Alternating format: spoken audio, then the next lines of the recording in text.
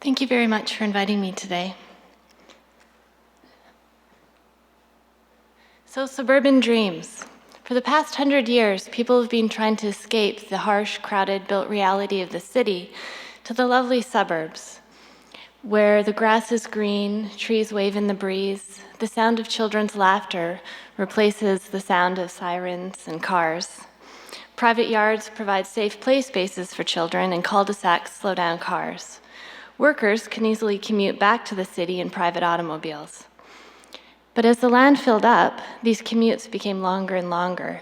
Now we're hearing very common stories of 4-hour commutes.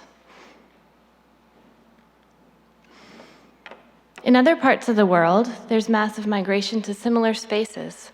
Desires for employment and a better life within the city has led to a migration to the outskirts of cities in informal settlements.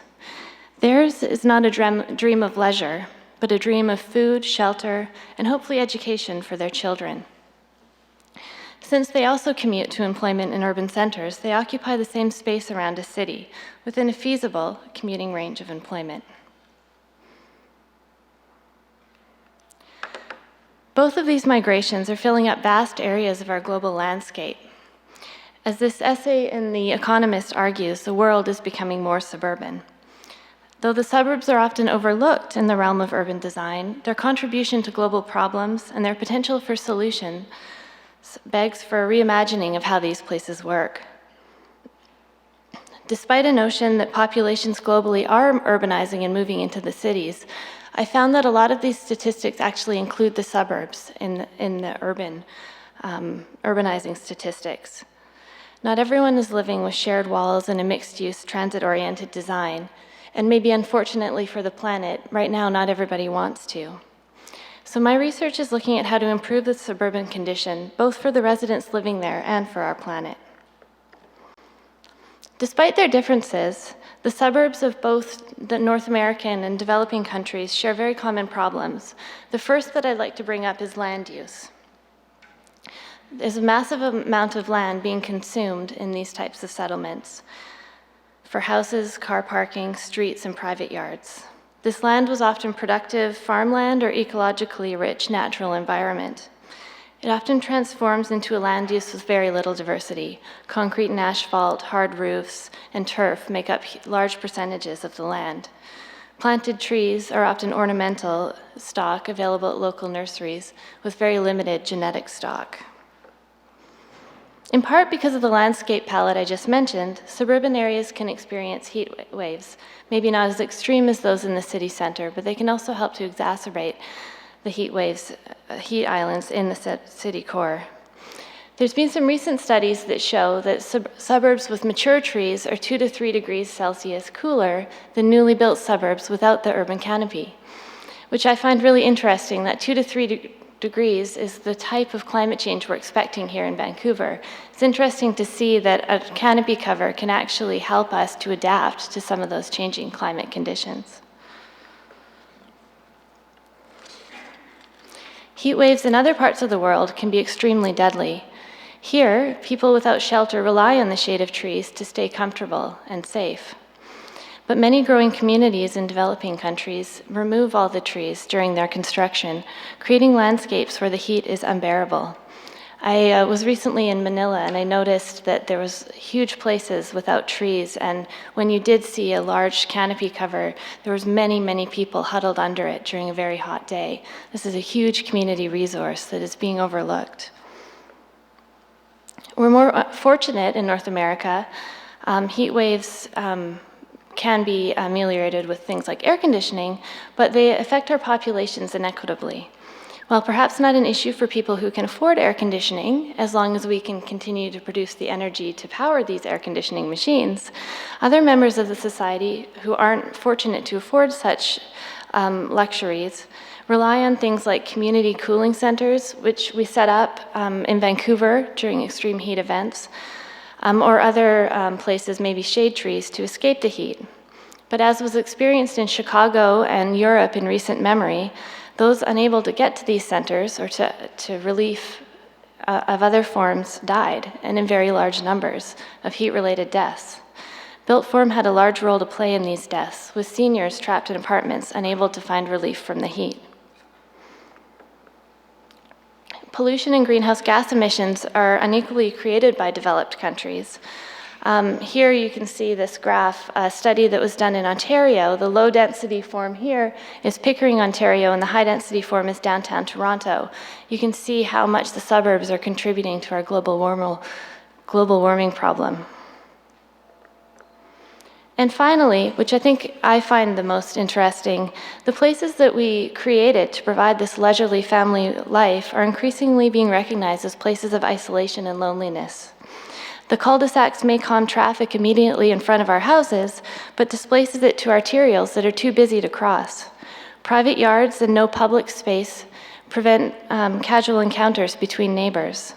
Long commutes and over-programmed lifestyles take time away from community associations and activities that foster a sense of community. How do we solve these issues? I don't think there's a single magic bullet answer, but I do find that suburban forests can help with many of these issues, maybe in a small but a very meaningful way. The thing I like about forests is they're very cheap to plant. It's an inexpensive solution. This graphic that I created shows many of the ways that suburban forests can contribute to mitigating and adapting to climate change, increasing human well-being, and supporting local ecology. And it's interesting, they do a lot of things, a little bit of a lot of things, and that's what I find very powerful. But there's a huge disconnect between what we know, these known benefits of urban forests, and the way we build our suburban communities. Part of this can be attributed to a difference between master plan growth, where large tracts of land are often bulldozed for ease of development. It doesn't necessarily explain the lack of natural assets and organically growing informal settlements. So how to tackle this problem? I'm looking at the case study of East Clayton and Surrey. I'm sure many of you who know Patrick know a lot about this community. It's a master plan community that did a lot to address the 4 issues I highlighted of land use, heat waves, pollution, and loneliness. Design ideas in this community included a highly dense single-family style, where a lot of people within the community could get that single-family housing form that people still do desire, but within a density that uses much less land and supports walkable commercial areas. A tree canopy target that was originally designed for the community would shade buildings and cool streets to help with urban heat island issues. An interconnected network of streets would promote walkability with a density that could support transit if transit were provided to this community. And finally, a neighborhood of French porches instead of garages and sidewalks that had destinations would increase casual encounters between neighbors. It's a really great case study because it's now built up. Here's the area in 2001, just a slice of the neighborhood. You can see that there's hobby farms, a few ecological corridors were still intact. There's a high school right here. You can see the high school. And here it is in 2013, built out. It's pretty dramatic, yeah. I show this a lot, and sometimes the audience gasps, and sometimes they don't. What's really great about this community is they did a satisfaction survey, and most people are quite happy living in the neighborhood. I've been doing focus groups, which I'll talk about a little bit later, and someone told me very recently in a focus group that they feel like they live in the Yaletown of Surrey. And this had a lot to do with the walkability of the neighborhood. The stormwater system that was designed in this dense environment is really focused on stormwater system. It's performing quite well, but there's 2 key issues that have arisen. One of them is parking. It's the first issue that people talk about when you interview them on the street or do focus groups. It's a problem that's not really solvable if transit isn't going to be provided to the community. The people I speak with in the neighborhood do walk to stores and schools and local parks, but commuting to employment is still difficult without a car. The other issue that I'm tackling in my own research is the lack of tree canopy. There's a number of angles to take to try and figure out why the tree canopy isn't here, or what we could do to improve and have a more immediate tree canopy. But I wanted to start off the approach by talking to local residents and understanding what they valued about suburban forests. Just because I love large fir trees in neighborhoods doesn't mean that everybody else does. So by doing interviews with citizens and focus groups, I got to learn a little bit more. And lo and behold, they actually do love large fir trees. I stopped people in the street for one of my interview methods, and 2 or 3 people, unsolicited, talked about the large pine trees, so there's still a bit of a communication issue. There weren't large pine trees originally existing in the site, but large conifer trees and how magnificent they were and how they had eagles in them.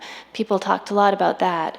The people I talked to preferred stands of trees, groups of trees, mature trees. A lot of them referred to some of the streets in Vancouver that have the tree canopy overarching as the ideal of a development. And a lot of them, when I asked them what your favorite tree is, as kind of an icebreaker, it was surprising. About 75% of people mentioned a native tree, and when probed for more information, they talked about how trees connect them with the place. So if they talked about a native tree, they would talk about an arbutus tree because they grew up in Victoria and it reminded them of their childhood home, or the fir trees in the forest, this type of thing.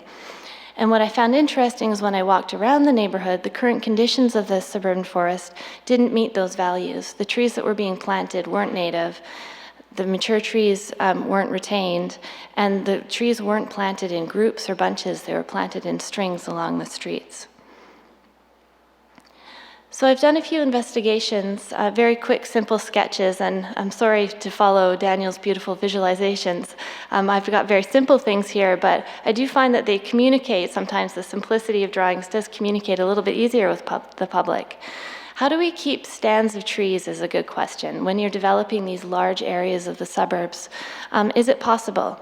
I know yesterday there was a very tragic accident where a tree's fallen on someone's home, and that type of news media coverage of trees falling on people's houses is very scary to people. We have to find ways within the suburbs to preserve some of these chunks of lands. So here I've done a simple sketch. Green blobs are where there were patches, those patches I showed you earlier of trees over top of the built realm. And what you can see here is what was proposed as a riparian greenway. And I think obviously the designers noted that there was an existing patch of nature that could have been preserved. And so they suggested that it could be a riparian greenway. Here you can see in the design the visualization of the riparian greenway. And I'd like you to think about the area here next to the school. Here's the cross-section in the original concept plan of what that riparian greenway could look like. You can see this, You can see this large buffer space here between the road that could have allowed enough space to retain trees without them losing enough soil to be hazard trees. And here is what the riparian greenway looks like when it's built. They tried to save one of the large fir trees in the elementary school, but preserving one tree in isolation in a field of turf doesn't usually work, and it became a hazard tree and they had to take it down. That was the tree many people I talked to referred to. But you can see this condition of an elementary school with a chain link fence instead of the riparian kind of buffer that was imagined by the designers. And I wonder, and I think my next phase of research is to look at what happened and why that riparian greenway wasn't constructed the way it was imagined. How to save mature trees. I've done a block study, so going down one more scale. Here's the block as it looked in 2004. The light green trees, the light brown trees are deciduous, and the darker ones are evergreen trees. The population at the time was about 10, living in 3 houses. Here's the block in 2013 as it's built out. You've got 150 people living in a single-family type environment. You've got 63 trees. You can see they're not very big right now. They're 6 to 7 years old. Orange means they're in the private realm, and red means they're in the public realm. But unfortunately, with species choices, preferring smaller or medium-sized trees, which seems to be a thing that we're doing in cities now, with optimal growing conditions, they're not going to get very big. I modeled out the growth rate. So you're not going to achieve the targets that the designers intended at the time. of 60% canopy coverage of street trees and a 30% canopy coverage in residential yards. There's a few things going on. One is this planting of small trees. The other is our increasing consumption of stuff. So people are using their garages for storage. They're putting extra storage places in their small yards, putting trampolines and patios and things that are replacing trees. Oh, I'm done? Oh, darn. Anyways, I'll just go to this one. So I did a quick study, same population, keeping a couple trees, some pocket parks, places for casual encounters. There's the laneway now. That's what the laneway could look like, which isn't unrealistic because we have laneways like that in Kitsilano. I'm sorry, I'm going to have to miss this, and that's the end. Thank you very much. Sorry.